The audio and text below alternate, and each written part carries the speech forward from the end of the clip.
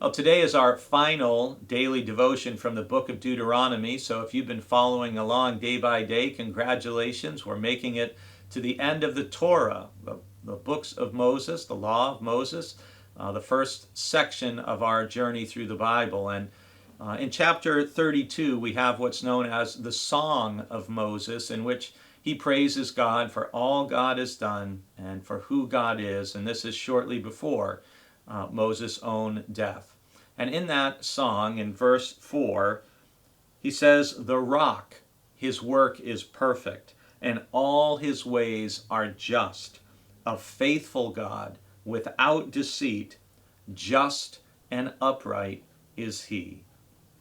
In this verse, Moses twice emphasizes the fact that God is just. And that's an important concept for us to remember as believers, and part of why we are called to be advocates for justice, because the God we worship is just.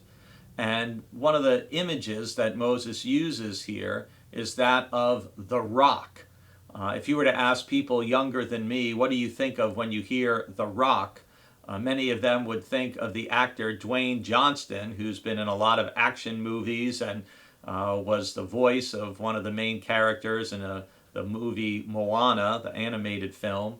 But the rock is an image that's used for God, particularly in the Old Testament. And what does a rock convey? Well, it conveys stability, solidity, firmness. You can count on a rock when you step on it in a very different way than you can count on sand. Also, in the desert, in a very hot climate, one of the benefits of a large rock was the shade and comfort that it could provide from the heat of the sun. And so in just this one little verse, Moses is conveying a few things about God. God is the rock, the one who is the most dependable, the most trustworthy, the one we can count on. That God is just. That God is also faithful and without deceit.